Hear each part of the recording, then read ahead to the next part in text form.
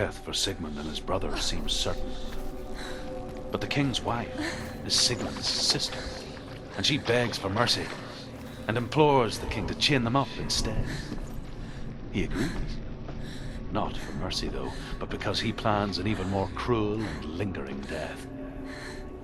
Chained to a tree in the forest that night, a she-wolf comes and devours one of Sigmund's brothers.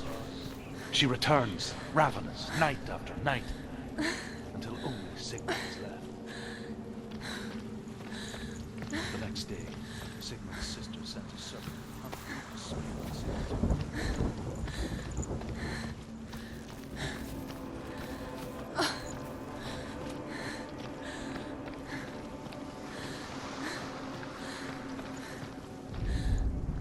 As the she-wolf licks the sweet honey from Sigmund's face, he bites the wolf's tongue.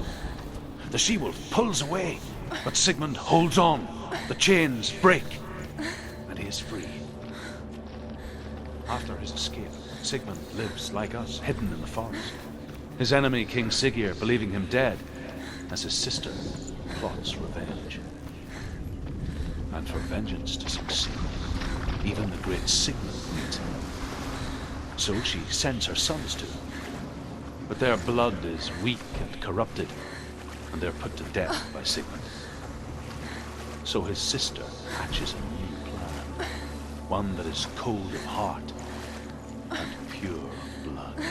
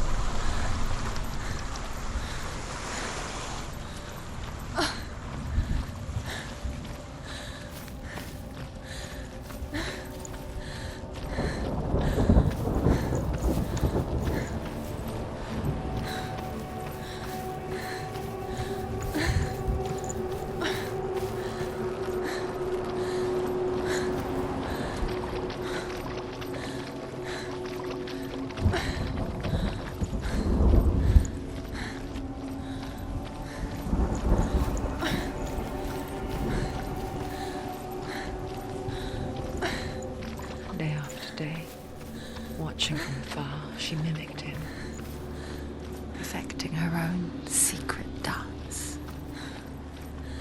wishing those fleeting moments of light would stretch out to last forever.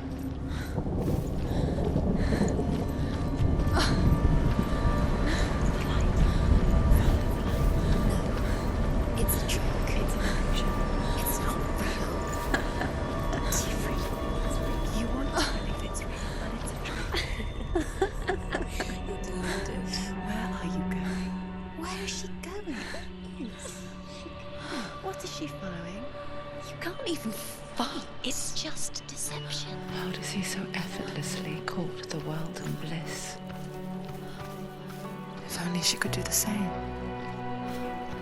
See the world through eyes anew and dance with it, just like he does.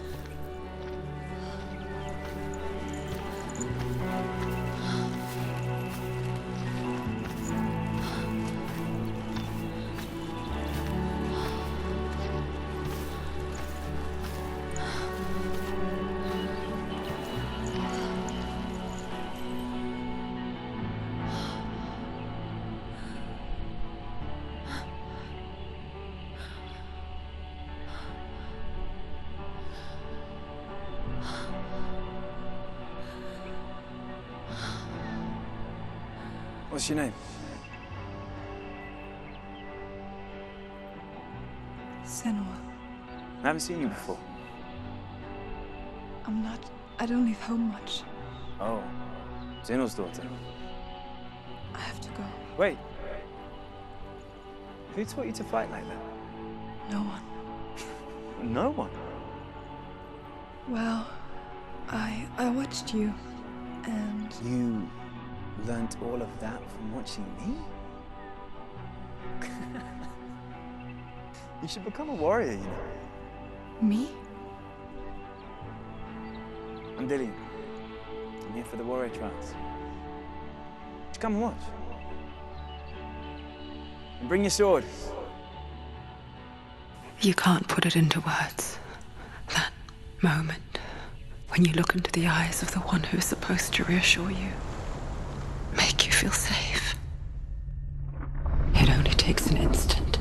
Fear swallows you before you have a chance to make sense of it. And darkness becomes a part of who you are.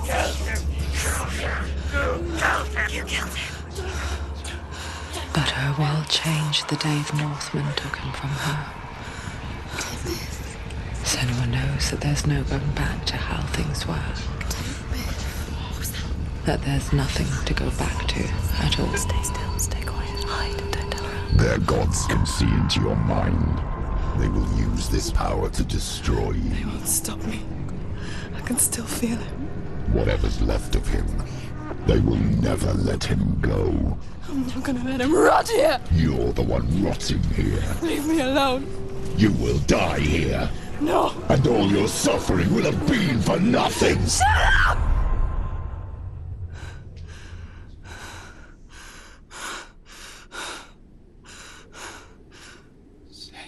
Dillian?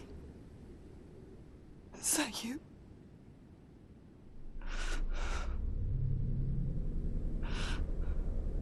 I'll find you, my love. I promise.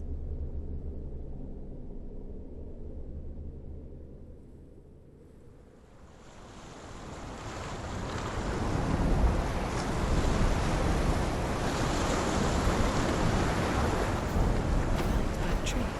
Can you see him? You want to believe it. Is he not real? Is he there? You're alone in these mountains. Is that Dillian? Nothing lives here. You won't survive. You met him by the tree. She met him by the tree. Maybe it's a sign, the tree. What's he trying to tell you? He's waiting for you by the tree. Sigmund's sister trades shapes with the sorceress, and in disguise, she lies with her own brother. She gives birth to a son named Sinfjotli. After a time, she sends him to the forest to Sigmund. He tests the boy and finds him strong and fearless, and so they go to take their vengeance on King Siggeir. But luck is not on their side. They're captured, and Siggeir has them buried alive.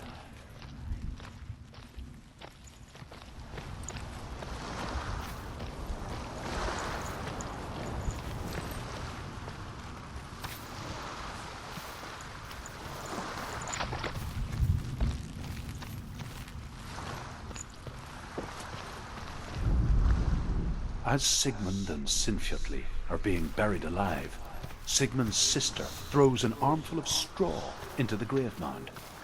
Hidden in the straw is Sigmund's sword, the gift of Odin. They cut their way out of the grave mound and set fire to Siggeir's hall. The king burns to death. Sigmund calls to his sister to come out so that she may live and be honored.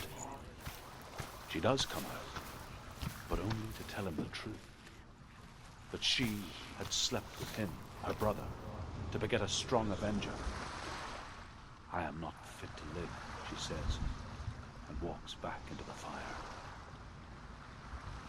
Strike vengeance from your heart, Senua, as there is always a heavy price to pay.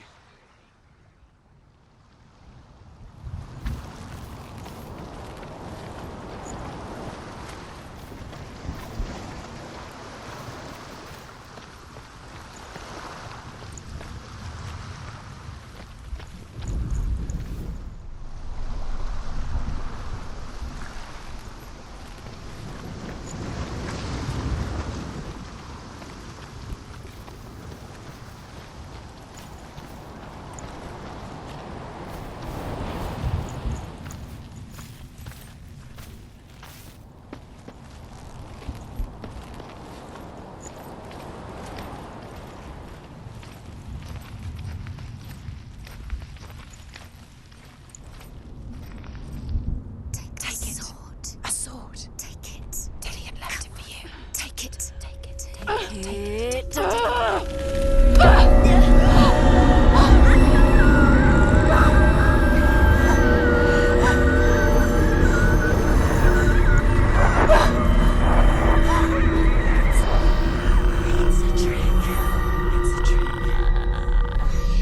ending.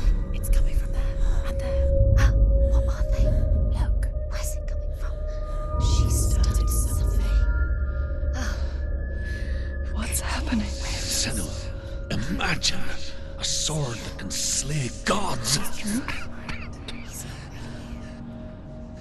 Its name is Gramr. It was forged by the god of all Northmen, Odin, and gifted to Sigmund, a great warrior. I need this sword. It's important. Can you help me? The sword appears whole, but it is an illusion. It shattered into shards long ago. It is said a great warrior can reforge Gramr by answering the trials of Odin, one for each shard. The roots of the Tree of Death will take you to new lands where you will face the trials. Go to the shards. Go to the shard. Go to the shards. What's the shard? Find it. It's the metal runestones. It's in front of you. Find it. The metal. The runes. You know that sword. Go to the shard. Where is it? Find it. There it is. Focus. There's the shard. Focus. Focus. Use your eyes. Look. Get closer. What can you see? Go to it. A king in the north forced the dwarves to make a sword that would never fail and never rust, and that would slice through iron and stone and bring victory to its bearer. But the angry dwarves cursed it. It would be the death of a man every time it was drawn, and it would be the death of the king.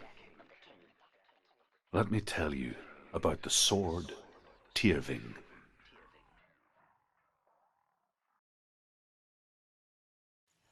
I don't recognize this place. Where are we? Where is she? It feels wrong. Where are we now? Burial mound. So strange that we go to such lengths to bury death. Something so very ordinary, inevitable. It's as if we conspire to hide death, because we have no answer for it. But when it comes and forces itself onto our friends or loved ones, then comes the reckoning.